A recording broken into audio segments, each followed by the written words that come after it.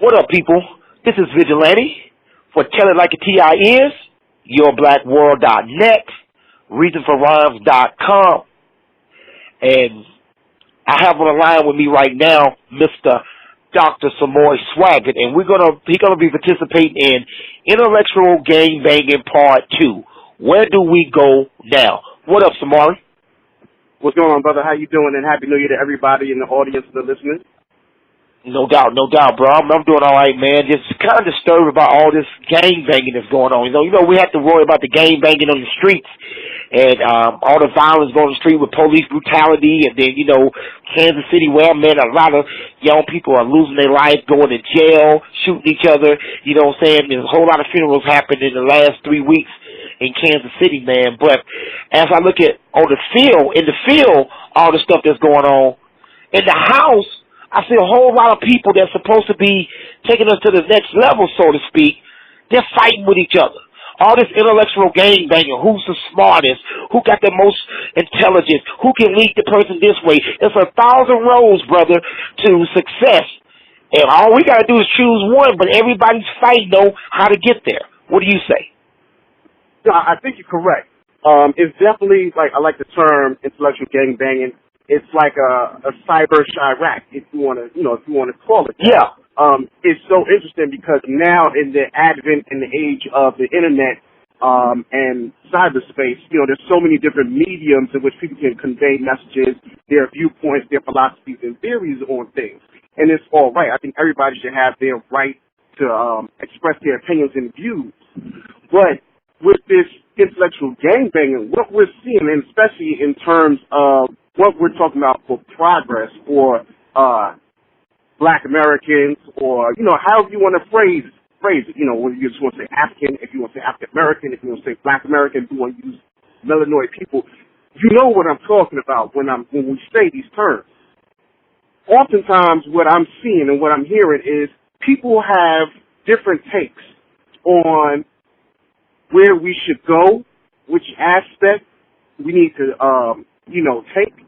People have different angles and perspectives. But what we're seeing is people engaging in discourse that is ultimately negative.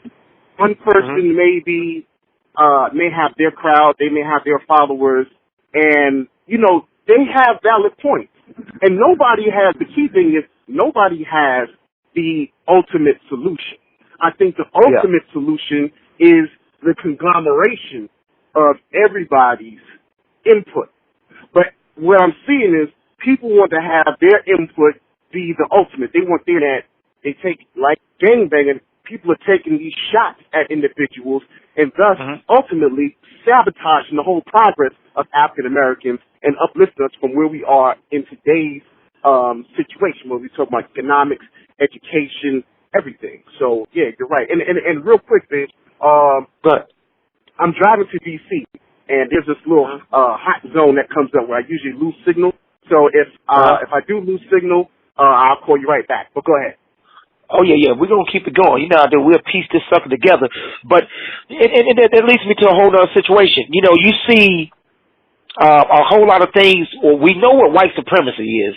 We know what the ultimate outcome is for white supremacy. But I think that during this intellectual gang banging, we're not looking at the fact that some of our arguments or some of our attacks on each other is playing right into their hands. Because if you got some of the smartest and brightest people for the progress of black people fighting each other, that's no different when you took the slaves, the two strongest slaves, and they're fighting against each other to please who? Ultimately, it's pleasing the person that's trying to take you down, because that means that one person is about to be eliminated, and collectively, if we attack together, but some of the vicious attacks on some of our brightest minds has came from our own people. What do you say? I say you're right. I think that you're correct.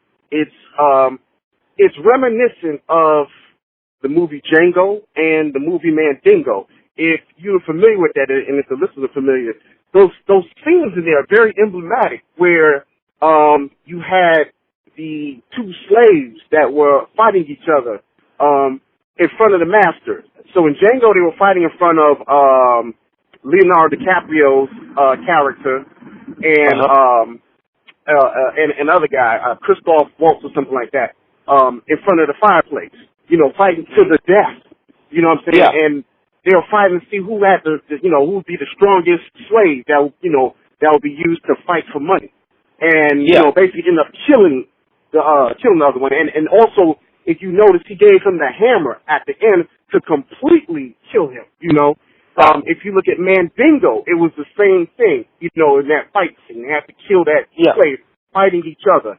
Now, that's one thing. Now you fast forward, it's the same thing that happened with J. Edgar Hoover and COINTELPRO, where you had the Black Panthers, and then you had a couple of the Chicago street gangs. I'm not sure if it was like the Black Keystone Rangers or it was one of these street gangs, or maybe a few, where COINTELPRO was creating false letters and sending them back and forth between the Panthers and the gangs to create discord, discord where we're beefing and fighting against each other. So now the fight and the energy and the time and attention is redirected towards fighting against ourselves as opposed to fighting against the system of racism and white supremacy. So this is what you're seeing with intellectual gangbanging. We are basically fighting each other, and we are not addressing the system. So that's where we are. You're correct. Yeah. So, and what's disheartening is Miss Dr. Welsing, passed away. She's probably she's for a person, the novice mind, she's probably more famous for hitting covers than the other work that she's doing for years and decades. And she passed away. And the sad thing, and that's one of our queens that's fought for the struggle. But then you get all these different comments on her at a time. I'm talking about her body ain't even dead for 24 hours, and it's already a lot of controversy going down on her and about her, and people saying what they need to say, to the point that we don't honor our people anymore. It's like before they hit the ground, it's like, well, she did this, and that leads me to the other part of the game banging. Do we dig up people's stuff, or would you disagree? Can we show respect? Because I know white people don't do their people like that. They don't do it to people like that, especially their people that they hold high esteem for. But yet we see attacks on Dr. Welsing when she can't defend herself and things like that. So how do we supposed to look at this intellectual gangbanging and say that, wow, this is progress by them attacking her work because of homosexuality? And that's another thing I want to talk about a little bit later, is the role that plays into the agenda of progress. Is the homosexuality part of her supersedes the progress for black people totally? You tell me. Right. So the thing is, what we saw with Dr. Welsing, and it really hurt because I stopped by her room the night before she passed away. I was heading to Virginia, but before I headed to Virginia, I stopped by her room, and she had friends and family there that were, praying with her and looking over her and everything. And, that hit me real hard, and it was just literally, it was like the next morning, I checked my text messages and Facebook, and you saw that she transitioned. And so that was a big blow, and then, like you said, it was not even 24 hours. It wasn't a figure of speech. It was literally less than 24 hours where people are going in on her like, oh, and the thing is that I don't like about it is the veil of, well, we're just being analytical and critical about her. No, this person just passed away, and the thing is, what makes it so disgraceful is the fact that they literally ignored her entire body of work, her book, the ISIS papers. They scurried past all of her YouTube videos and all the content that she addressed. And if they were real followers of her work, you would see that she did not gay bash. She was not spreading hate. She simply said she does not endorse homosexuality, and everybody has their right to say, well, that's not my thing, or that is my thing. There's a difference between that and saying, I hate gays and I think gays should be, those are two totally different things. You have the right to say, I don't believe in that practice, and here's my reasons. But now here's the other thing that I think people need to pay attention to. If you were a follower of her work, you would repeatedly know that she always spoke about racism and white supremacy in her practice. And it was, she always said white supremacy. We have to discuss economics. We have to discuss economics, education, entertainment, labor, law, politics, religion, sex, and war. So y'all picked sex. That's the only thing y'all picked up. Sex. Yep. Her point of view on sex. But you did not address her stance of how white supremacy is pervasive through economics, through education, through war, through religion, entertainment, media, none of that. You specifically focused on that and said, oh, we need to reevaluate this and da-da-da-da-da-da. And it's kind of like, come on. If you are going to really give a real analysis of our queen's body of work, be fair, be holistic, be circumspect in your whole analysis of the person, and don't cherry pick one thing. You're not doing her correct justice. And if it was your eulogy, you would be ashamed in your grave looking at the eulogy if somebody just picks one thing and doesn't even honor or even acknowledge the full breadth of what you've done. And see, and that's the sad thing about it, because if you're a novice person, all you're going to look at is see what they're talking about with the homosexuality thing and the gay so-called bashing, and that's not the case. And that goes to another thing. Are we putting our sexual preference over what the movement is? Right. Yeah, go ahead. No, I'm saying right. It's like, how do we prioritize what is very important? Is your sexual practice, your sexual preference, no matter what anybody says or does, you can go home and do whatever it is that you want to do in the bedroom. Whether you're heterosexual, having sex male between male and female, whether you're homosexual, having sex between, two women or two men, whether you want to be transgender, whatever, you can do that. But at the end of the day, when you walk out of that bedroom and you finish your practice, you're still dealing with racism and white supremacy when you go on the job, or if you're able to get a job, because you may have racists in the hiring, in the human resource, in the hiring practice. When you talk about a lot of these legislative bills that are being passed, when you deal with gentrification that's happening. So that's all around, but you're just focusing on the sexual aspect of what she's saying. And then at the end of the day, people are acting like racism does not exist within the homosexual community. I have to do some research myself. I do some research myself and look at some YouTube videos, because I like to be right and exact when I address things, and I don't like speaking off the top of my head. So I said, let me Google and YouTube racism in the homosexual community, and you'd be surprised at the videos that I found where homosexuals are talking about the racist experiences that they've had in the homosexual community. So if we're going to talk about it in its entirety. And like Dr. Welsing said, this is not about hating anybody, but it's just about pointing out the facts. So, yeah. And to me, it's just disrespectful, straight up, man. Disrespectful to, somebody pass away. And if our actions, if our attitudes become that of white supremacy, then all we doing is transferring the color. Because remember I told you about sophisticated, domesticated house nigga. He's so sophisticated, domesticated, but he's still a house nigga. It's just he can blend in.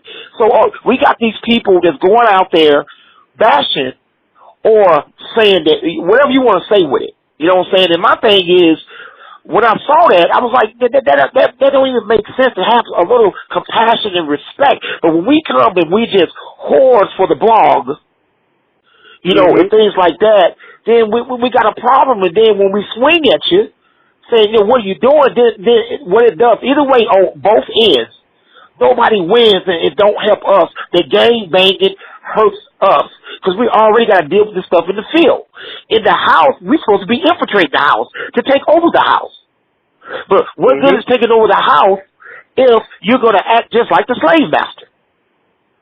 Right. I'm telling you. Right. And that's what I addressed on the first intellectual gang banger. We got to stop, or we got to in-house that gang banging. You feel me? Because when we put it out in the air, we just give more ammunition. And here's the thing about history, brother, is that we have to learn from history. You know the old cliche saying, if you don't learn from history, you do to repeat it? Well, we've seen people infiltrate Malcolm X. We've seen people infiltrate different places to get in, and it was by our own people to infiltrate stuff so that they could win. FBI could win, and other people that was against the Panthers, X, and, hell, far as I'm concerned, King, Kennedy, you name it, they got in. So my thing is, if we got no united front, then what the hell are we fronting for? And that goes to my other question. Can tribalism work in the black community?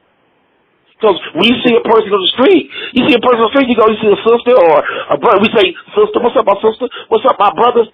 Because we're looking at the color saying, there's a connection. But really, is there really a connection anymore? Right. I don't know, man. I don't know if tribalism works, man. I know that's a whole other question. I did that blog a couple weeks ago. I don't know, man, because the ones that mentally think because if tribalism worked, when Dr. Welsing died, people would talk about the great things about her. Because normally, if you're not well-read or into those studies, the only thing the average Joe that's on the streets would know her face from Hit Colors and the other thing she was in. Like, what was it, Baby Boy? She spoke, she did something on that, did she? She did something on that. Well, what he did was, I think, John Singleton, he opened the movie where Tyrese was breaking down Dr. Welsing's theory. That's what I'm talking about. So when you have those situations, that's what you're going to know her from. And then you're going to know her from the things, okay, who's this lady? Because I put the post on my page telling her rest in peace. I said, if you don't know who Dr. Welsing is, look her up. You see all her special guests on shows and her teachings all over YouTube. That's a great thing about YouTube because you can go back and research it, Right. And I think that the novice person who probably just going to look at the story, face value, may click on that, going to go by this. They're going to go by exactly what these people are saying about her. That. Right. And, but this can get ugly, man. And the thing is, it shouldn't, because if we don't show honor to the people that worked hard, given their life to help us, then hell no, tribalism don't work. Because the people and the freedom fighters and the people that really put their life on the line for it, this is the respect they get after they die. Yeah, no, it's ugly, And the other thing is such a disservice for people that are trying to, because we have young people every day. You have younger people and older people that are becoming more aware about who they are as blacks in America, what position they're in, and they're trying to gain some type of understanding of why they're in the position they're in, what they can do to remedy that how and the why. A lot of people are coming into awareness. And when you have people do what they just did to Dr. Welsing, what you've done is you have prematurely pulled the plug on what she has to offer. You have prematurely sabotaged her message. Because you know how people always talk about spoiler alerts when it comes to movies? Like, oh, don't tell them, you just spoiled. You've just made a spoiler of what she has to offer, because we know that 9 times out of 10 in these days, a lot of people won't do the research. They won't sit down and read the book. They're like, it's over 200 pages, I'm not going to read it. Oh, the video is like an hour-long video, or I can't watch it. So by you saying that, they're not even going to get the rest of the meat, of what she's offering. And they didn't even acknowledge everything else that she said. Such a disservice. Such a It disservice. is, man. Disrespectful, man. Hey, man, we're going to get back in part. I guarantee there'll probably be an intellectual game banging part 3, bro. So we'll hold tight on that, man. I'm glad that you got on and got a chance to be a part of what we're doing with this thing, man, because at the end of the day, bro, if we don't wake up, all of us, and dial down our ego for the bigger cause, it's going to be show business. It's just the entertainment of being an activist, the entertainment of being somebody that's for the people. It'll all be just stick. It won't be substance to it because, like I say, this is just sad. We'll get on the Bill Cosby thing later, bro, but this intellectual game manual, and if I'm a younger person, it's sad to almost say, if you go into this area trying to save your people and feel consciousness, you damn near feel helpless. Because if your big people that you look up to are fighting with each other, they're not respecting the elders, their life work, it's almost like, hell, might as well be Fetty Wap. Right. Might as well be these people. You might as well be these people because at the end of the day, if you stop doing that and do this, you're going to walk into this thing. Like, wait a minute. I gave up this lifestyle to do this? It's the same thing. It's the same thing, bro. People are jockeying to be the number one guy. Who's the number one activist? Who's the number one this? They're jockeying. No difference. Who's the number one rapper? Who's the number one athlete? It's the same damn thing. Uh-huh. And you know what, Vince? All right. Go ahead. I know you're about to like, convene, but this, I just want to give an analogy. This is this is like somebody's parent that has died, right? Uh-huh. And you're at the funeral. You're at the funeral, and they're like, do you have any words to say about, your mom or your dad? And you're like, well, everybody here is, praising her and everything, but I'm just saying, I really want to go out to the clubs when I was 17, and, she didn't want me going out partying at the clubs because she felt like it put my life at risk. So I really didn't like that. I feel like she was suppressing my quest into being an individual and completely ignoring the fact that that parent provided a household for you, probably paid college tuition for you, bought your clothes whenever you needed your clothes, took you to a basketball camp, took you to cheerleading, took you to karate, we forget all the other stuff, but we just harp on this one thing, and for that, we negate that whole positive aspect and influence and impact of that parent. So that's all. You're 100% right, man. When I'm counseling women and men and their couples, it's also a thing called the one that loves the least controls the relationship. Where in this case, the one that loves the least controls what you think about the person that you're dealing with. Because they get the last word. But I'm glad some people are responding back and giving a person that's novice to see both sides of it now. That person can throw a statement out and somebody that can counter it.